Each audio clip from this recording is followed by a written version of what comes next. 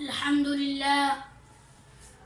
لله الذي هدانا لهذا وما كنا لنهتدي لولا أن هدانا الله ونشهد أن لا إله إلا الله ونشهد أن محمدا عبده ورسوله أما بعد قال الله تبارك وتعالى أعوذ بالله من الشيطان الرجيم بسم الله الرحمن الرحيم إن الصلاة تنهى عن الفحشاء والمنكر ولذكر الله أكبر صدق الله العظيم.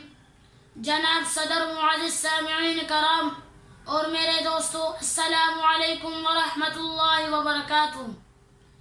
آپ کی اس عزت افزائی کا بہت بہت شکریہ کہ آپ حضرات نے مجھے اس لائق سمجھایا کہ میں آپ کے سامنے حاضر ہو کر اپنے معافی ضمیر کو ادا کر سکوں اور کچھ عام فہم دینی باتیں آپ سے کر سکوں.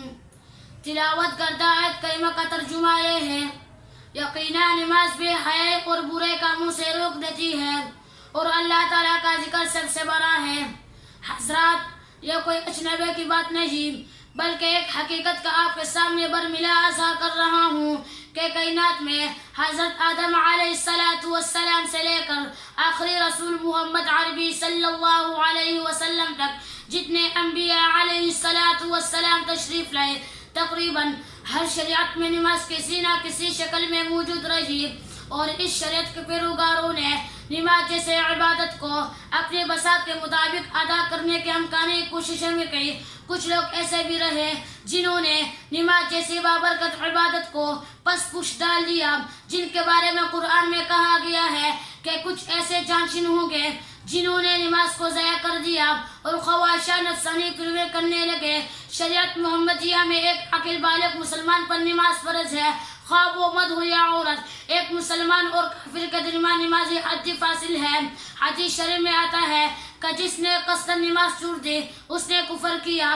قرآن مجید میں نمازی کے ادائیگی کے متعلق بیشتر مقامات پر یہ حکم دیا گیا ہے: اقیموا الصلاۃ وآتوا الزکاۃ، نماز قائم کرو اور زکوٰۃ ادا کرو. ایک جگہ کہا گیا ہے: ان الصلاۃ کانت علی المؤمنین کتابا موقوتا، نماز مسلمانوں پر فرض ہے وقت سے. شاعر کیا خوب کہتا ہے: خدا کو مل کر منائے چلو نماز پڑھیں، خدا کو مل کر منائے چلو نماز پڑھیں، اذان سب کو بلائے چلو نماز پڑھیں. نمازیوں کو ملے دو جہاں کی خوشیاں، نماز سے پرسکون زندگی بنائے چلو نماز پڑھیں.